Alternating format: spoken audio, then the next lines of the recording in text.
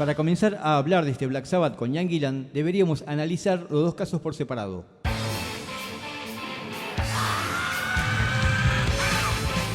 Por el lado de Ian Gillan, en diciembre de 1982, este disolvería su banda Gillan, aludiendo que había contraído nódulos en su garganta, por lo cual necesitaría un tiempo de descanso debido a las intensas e interminables giras y sesiones de grabación. Además, esta decisión tendría mucho que ver con prepararse para un regreso de Deep Purple en 1983, pero estas negociaciones se interrumpirían temporalmente.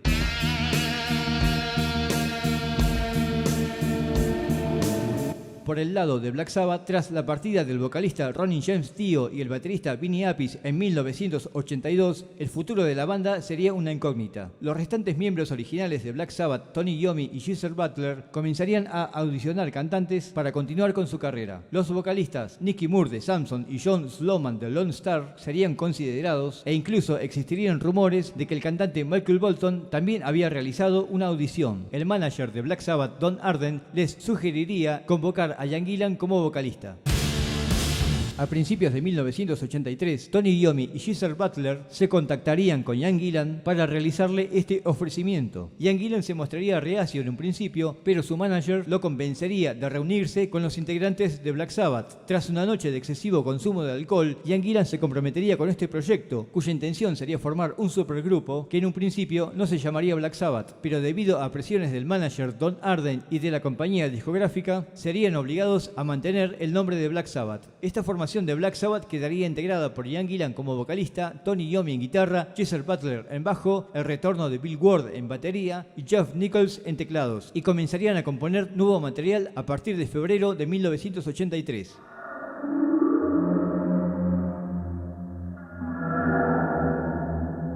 En mayo de 1983, la banda ingresaría a The Maynard Studios en Inglaterra. El productor de este álbum sería Robin Black, quien había trabajado con la banda como ingeniero de grabación en el álbum Sabotage. El 7 de agosto de 1983 se editaría su álbum titulado Born Again, alcanzando el puesto número 4 en el Reino Unido y al puesto número 40 en los Estados Unidos. Este álbum sería editado por el sello Vertigo en el Reino Unido y por Warner Bros. En los Estados Unidos, y aunque recibiría diferentes críticas de la prensa, sería un éxito comercial.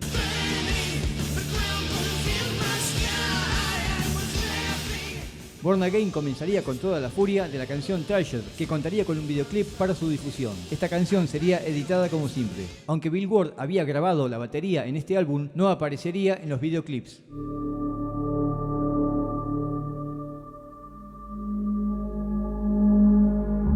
El track instrumental Stonehenge sería una genialidad del bajista Geezer Butler, cuyo bajo con efectos y la colaboración del tecladista Geoff Nichols sumirían al oyente en los enigmas del pasado.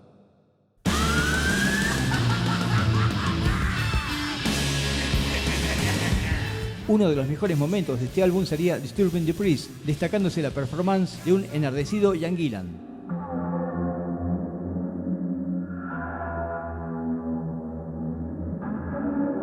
Otro misterioso track instrumental sería The Dark, donde el bajista Geezer Butler sumergiría al oyente en el más oscuro de los misterios.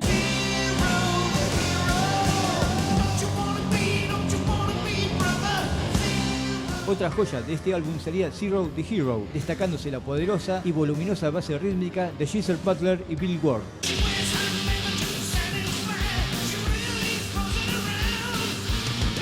El lado B de este álbum comenzaría con la enérgica Digital Beach, donde Tony Iommi seguiría dando al mundo excelentes cátedras de cómo tocar heavy rock.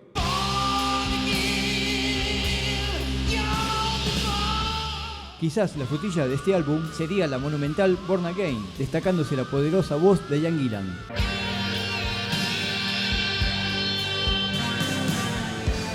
También destacaría un genial Tony Iommi, donde dejaría registrado uno de sus mejores solos de su carrera.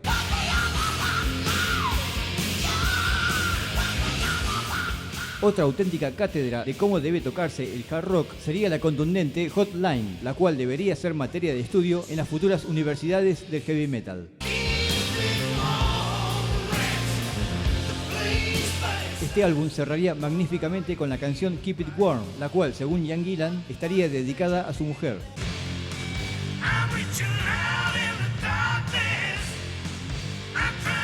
El desempeño de la banda en todo este álbum sería notable. Un Ian Gillan enardecido como jamás nadie lo había escuchado antes, un filoso y mortífero Tony Iommi, un enorme y aplanador Geezer Butler y un Bill Ward certero, preciso y demoledor. El desempeño de Geoff Nichols, aunque discreto, sería relevante en momentos claves de este álbum.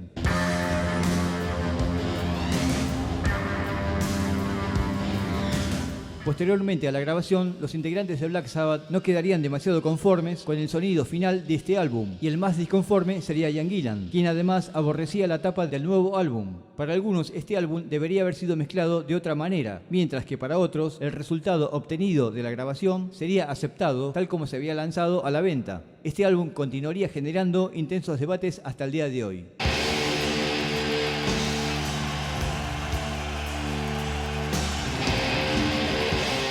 Este renovado Black Sabbath se prepararía para la gira presentación de este álbum, pero el baterista Bill Ward lamentablemente dejaría la banda, negándose a ser parte de la gira debido a problemas de salud. Bill Ward sería reemplazado por el baterista Beth Bevan, ex miembro de Electric Light Orchestra. La lista de temas para los shows consistiría de canciones de Born Again como Hotline, Disturbing the Peace, Digital Beach, Born Again, The Dark y Zero the Hero. También incluirían material de Black Sabbath como Neon Nights, Children of the Grave, War Pigs, Supernaut, Rock and Roll Doctor, Black Sabbath, Iron Man y como avises Paranoid y el clásico de Deep Purple, Smoke on the Water. Esta gira incluiría una enorme escenografía del monumento Stonehenge. Al momento de su diseño, erróneamente se detallarían las medidas en metros, cuando debieron haber sido en pies, una medida mucho menor.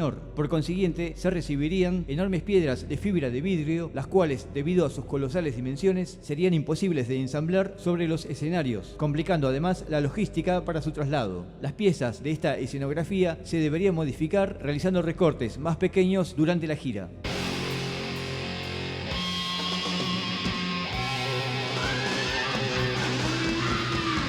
La banda debutaría el 18 de agosto en la ciudad de Drammen, Noruega, y continuaría con presentaciones en Suecia, Finlandia y Dinamarca.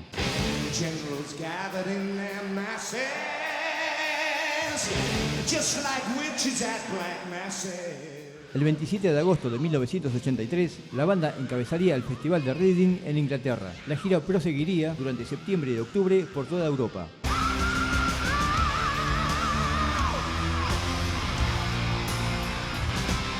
A menudo Ian Gillan tendría algunos inconvenientes para memorizar las letras del repertorio de Black Sabbath, por lo que debía leerlas de un cuaderno sobre el piso del escenario, situación que se agravaría cuando el escenario se cubría totalmente del humo de los efectos visuales y este no podía leer absolutamente nada.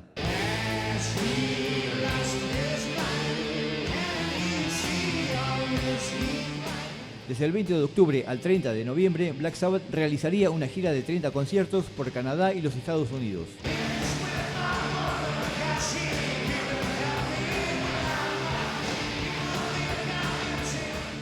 En febrero de 1984, la banda realizaría otra gira por Estados Unidos y el último show de Black Sabbath con Ian Gillan sería en Springfield el 4 de marzo de 1984.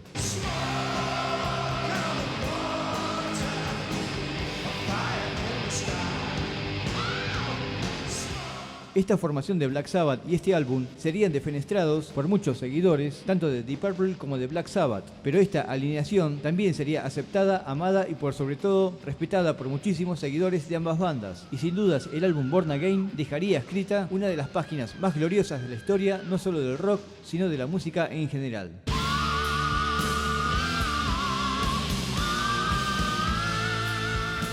En 2011, el álbum Born Again sería reeditado en CD conteniendo bonus tracks. Este fue el resumen del breve paso de Ian Gillan, uno de los mejores vocalistas de la historia del rock, por Black Sabbath, una de las mejores bandas de la historia del rock. Por el lado de Black Sabbath, Tony Iommi y Geezer Butler se encontrarían reflexionando acerca de los próximos pasos de esta histórica banda. Por el lado de Ian Gillan, este cantante volvería a reunirse con sus antiguos compañeros del afamado Deep Purple MK2. Pero esa es otra historia que será contada en otro capítulo. Si les gustó este video, pueden comentar, darle like, compartir y suscribirse a El Tocadiscos de Aldo. Muchas gracias.